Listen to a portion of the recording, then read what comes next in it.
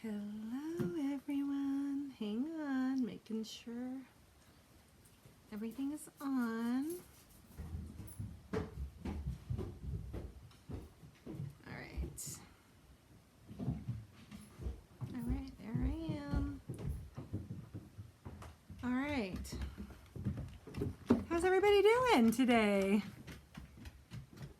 I've been sewing a lot. You guys been sewing a lot?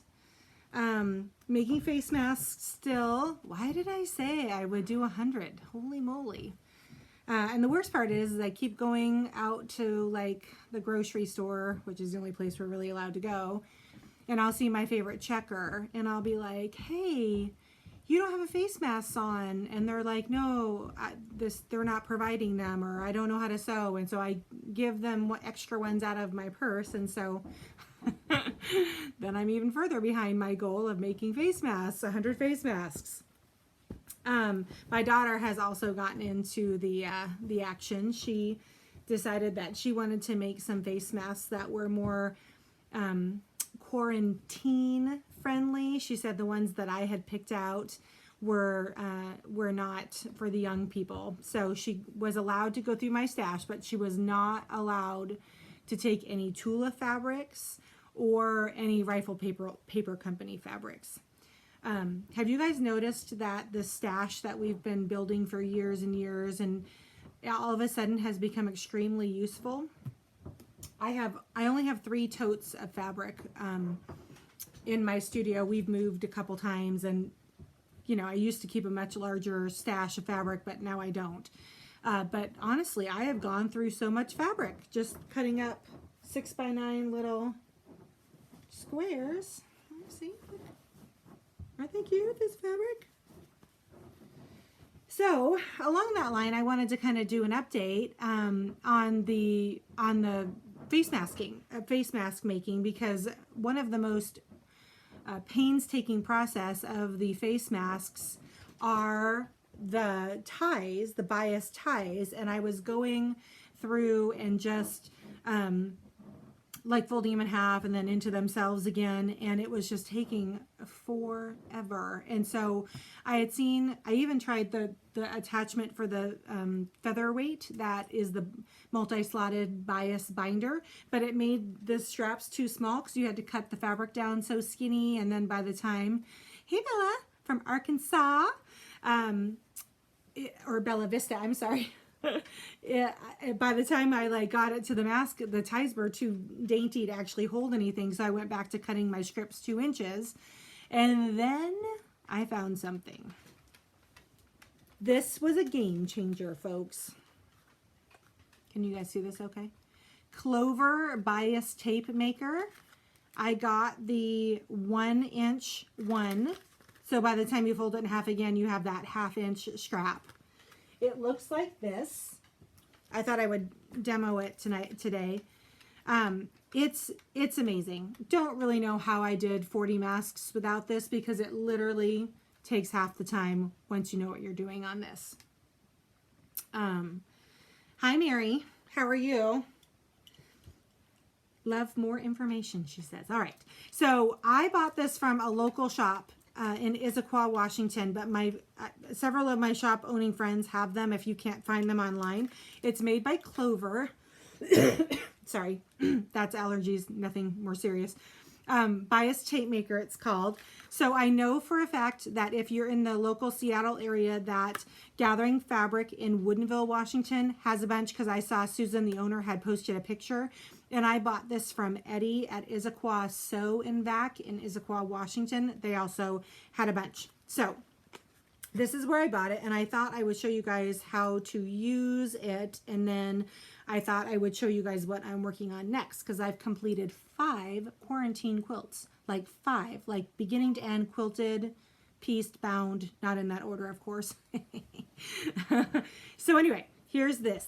I'll show you how to use it. I'm going to pick up my camera and bring you over to the ironing board, and my ironing board is ugly, so I apologize, but you'll forgive me, I'm sure. Okay, let's see here. I'm going to use my Magnolia Cookbook You guys seen this yet? It's so good to weight down my camera so it doesn't fall over. All right, can everybody see okay? So I've got some pink strips here, and I thought I would, oh, Rogue's gonna come over and say hi. Hi, buddy, come here, come say hi to the ladies. Come say hi, say hi. Can you guys see him? He's like, no, I don't wanna be in the shot. There he is, say hi, guys. All right, so I have my 2-inch strip of fabric, width of fabric, salvage to salvage. I'm going to cut a small point on it so that it will feed through the tape maker easily. And then what you do is you feed the pointed end into, saw a video on paper folding over the piece. It ran through the machine. It was amazing. Paper folding. I haven't seen that. That's pretty cool. So I'm going to stick this pointed end through the back end of this. And the directions that come with it suggest that you can use a stylus or a pin if you need to.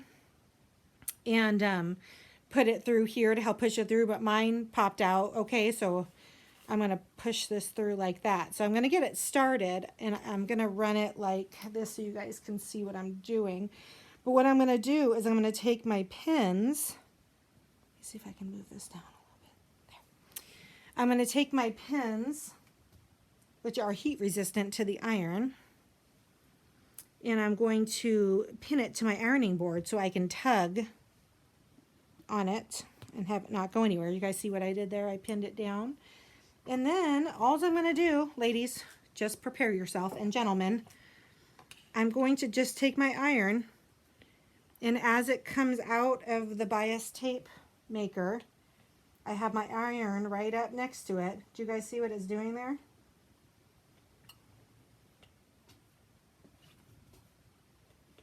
All right, I'm not going to do the whole strip because I think you guys get the idea.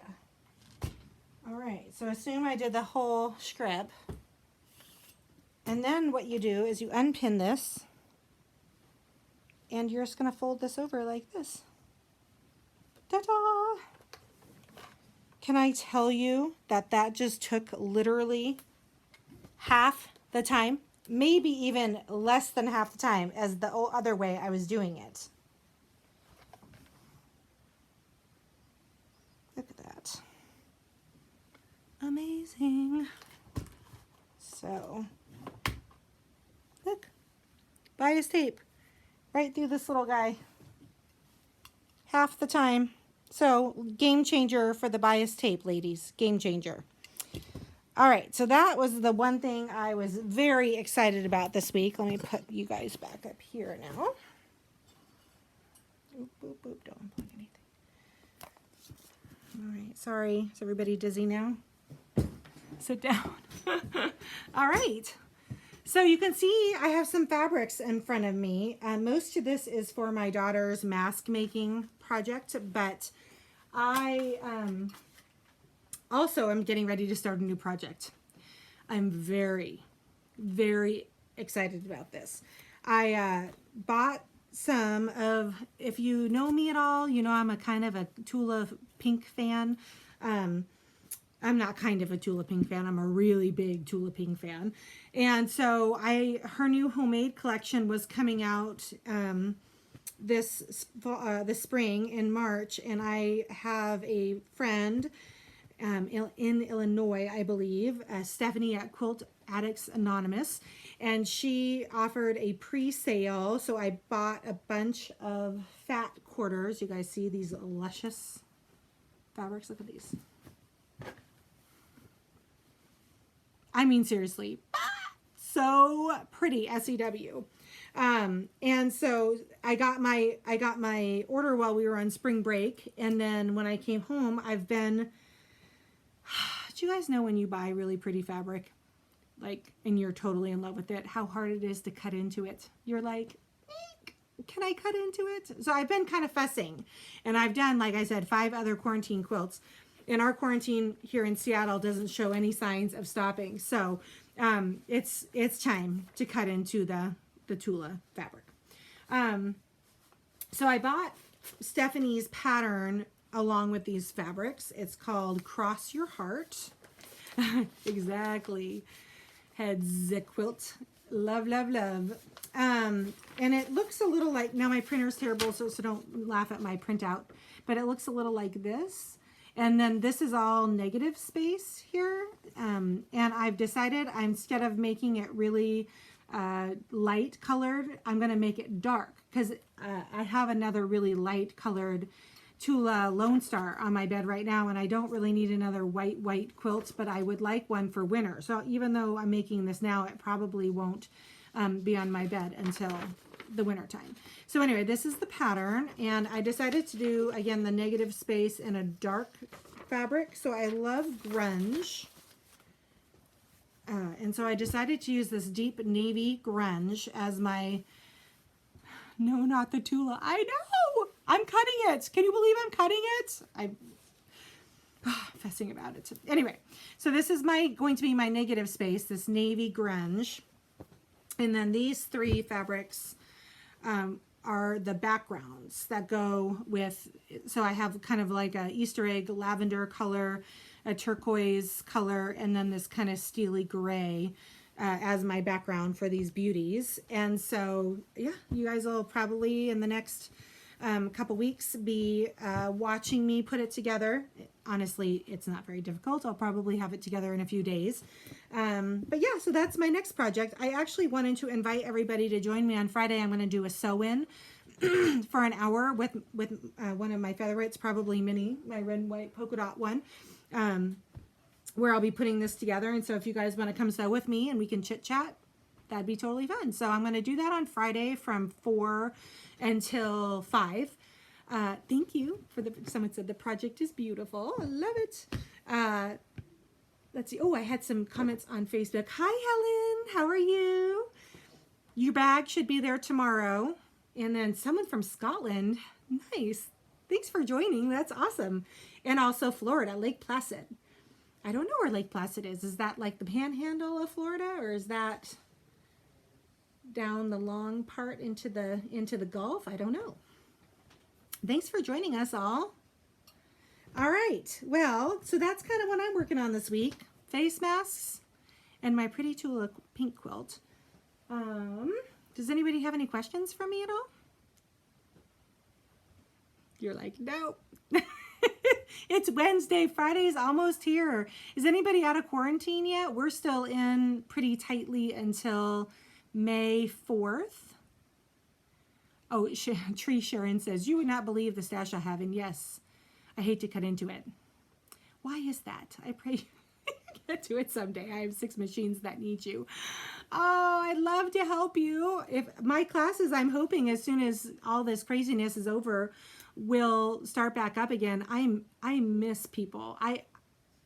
I'm a self-professed introvert. Like, I love kind of being by myself and being alone. Hello from California.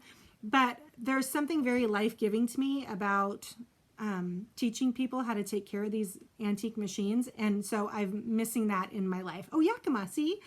You can join me over in Issaquah. That wouldn't be too far of a jaunt for you. So hopefully those will start back up again. And I'm also really itching to get back to my machine quilting classes. I've been doing a block of the month this year on the featherweight. It's a 12 block, 18-inch project. I'm calling it Ombre Sunset. And I was using it on my local students first. And then I was going to unleash it to my national public later on this year, once I had a few months under my belt to really tweak and hone the pattern. But I'm really anxious to get back to that too. So you've been using a lot of batik. Yeah, I've heard that the batik is a good thing because it has a higher thread count than our quilters cotton. But I also read this week a study put out by one of the colleges that just 2 layers of regular quilters cotton, not even the batiks, keeps 79% of the germs out of our nose and mouth area when we're out and about.